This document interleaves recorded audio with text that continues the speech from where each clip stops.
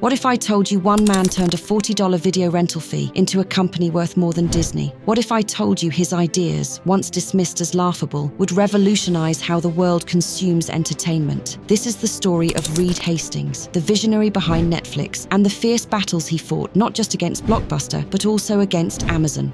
From a modest DVD rental service to over $300 billion streaming juggernaut, this is a tale of risk, resilience, and redefining the rules of business. When we started, it was all DVD by post, and for the first 5 years, it wasn't clear that we were going to survive.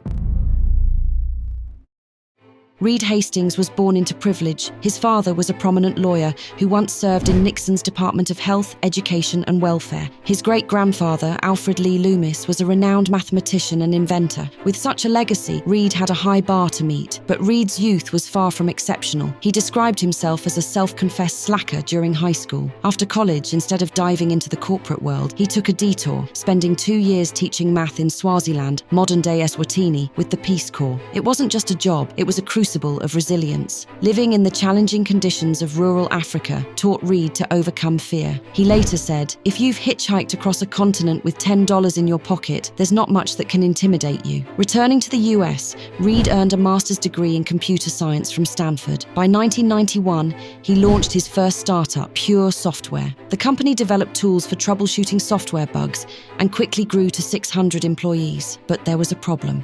Reed hated managing people. The rapid growth overwhelmed him, and he twice tried to resign as CEO, only to be refused by the board. Eventually, he steered the company through an IPO and sold it in 1997 for $750 million.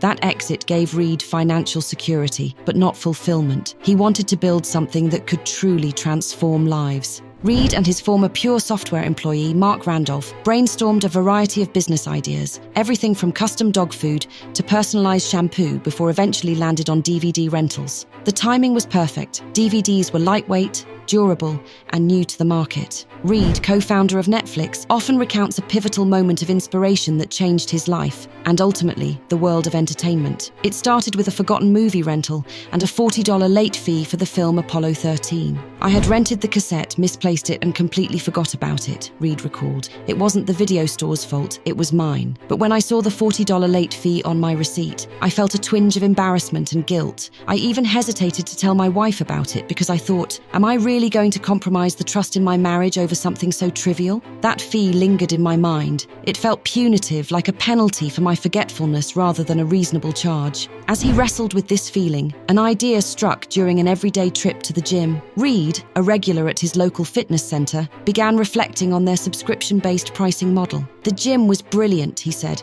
"For $30 or $40 a month, you had unlimited access. Whether you worked out once or every single day, the cost didn't change. That pricing model didn't punish you for missing a session. It simply gave you the freedom to use it when you wanted." This simple, yet revolutionary concept became the seed for what Netflix would grow into, a subscription-based DVD rental service. The more I thought about it, the more I realized this was the way to make rentals fairer, easier, and more customer-friendly. People don't like feeling nickel and dimed. They want flexibility. Netflix launched in 1998 as an online DVD rental service, with users ordering DVDs on its website and receiving them by mail. The early years were brutal. At the time, physical video rental stores like Blockbuster dominated the market. Blockbuster earned substantial revenue from late fees, reportedly over $800 million annually. Reed saw this as an opportunity. He envisioned a service that not only avoided late fees, but also embraced the convenience of mail-order DVDs and eventually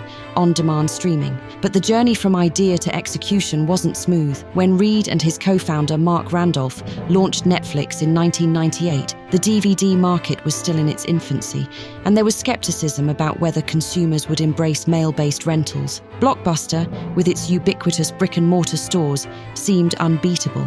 Yet Reed believed that a subscription model would eventually make Blockbuster's system obsolete. By 2000, Netflix was bleeding money, losing more than $60 million annually. Desperate, Reed approached Blockbuster, offering to sell Netflix for $50 million. Blockbuster's executives laughed him out of the room. They saw online DVD rentals as a gimmick, destined to fail once the dot-com bubble burst. Instead of discouraging Reed, Blockbuster's dismissal fueled his determination. He eliminated late fees, and this bold move appealed to frustrated Blockbuster customers. By the mid-2000s, Netflix's user base had surged, while Blockbuster struggled to keep up. In 2010, Blockbuster filed for bankruptcy, marking the end of an era and cementing Netflix as the new king of home entertainment. While the conflict with Blockbuster was rooted in physical DVD rentals, the rivalry with Amazon emerged later as they launched its own DVD rental service. With Jeff Bezos at the helm, Amazon wasn't just a competitor, it was a titan with resources and reach far beyond Netflix. Reed faced a dilemma. Should Netflix continue competing with a juggernaut like Amazon, or pivot to something entirely new? In a tense meeting with Amazon executives,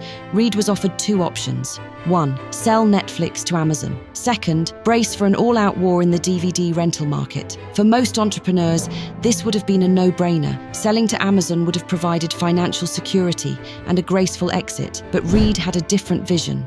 Rather than selling out or battling head-on, he made the bold decision to double down on what set Netflix apart, its focus on rentals. He slashed Netflix's DVD sales, its most profitable division at the time, to concentrate solely on the subscription rental model. It was a risky move. The decision alienated some customers and caused a temporary dip in revenue, but Reed saw the writing on the wall. He believed the future of media wasn't about owning physical copies, it was about access and convenience. Amazon eventually pulled out of the DVD rental market, leaving Netflix to dominate the space. But Reed wasn't done yet. Reed understood that even the success of DVD rentals had its limits. DVDs would eventually become obsolete, and he wanted Netflix to be ahead of the curve. In 2007, he gambled everything on a nascent technology: video streaming. At the time, most people dismissed streaming as impractical. Internet speeds were slow and the cost of licensing content was astronomical. At one point, Netflix's stock plummeted 70%, and critics called Reed reckless. But Reed saw opportunity where others saw obstacles. He split Netflix into two divisions, one for DVDs and one for streaming.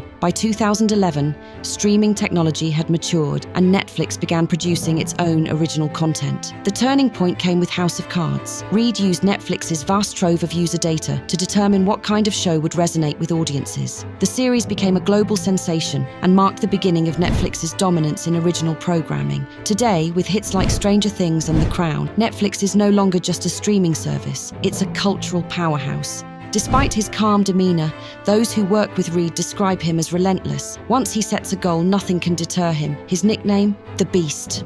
Reed doesn't seek confrontation, but when he does, he plays to win. Whether it's taking on Blockbuster or outmaneuvering Amazon, Reed has a knack for pulling opponents into his territory and delivering a decisive blow. Reed Hastings' story is a testament to resilience, vision, and the courage to embrace change. From the frustration of a $40 late fee for Apollo 13 to building Netflix into a streaming empire, his journey highlights the power of taking bold risks and reimagining possibilities. It's not just about technological innovation, but also about inner determination and believing in what seems impossible. At Angel Grace Blessing, we explore stories like this to remind you that life's challenges, whether a late fee or a moment of uncertainty, can lead to extraordinary transformations when approached with creativity and courage. Just as Reed Hastings turned a small frustration into an empire, you too can rewrite your story, turning obstacles into stepping stones toward your dreams. When you dare to dream big, the world becomes your playground. If this resonates with you, dive deeper into our content to discover tools, insights, and inspiration for unlocking your unique potential. Let's build a future as innovative and fearless as Netflix itself by visiting the link below today.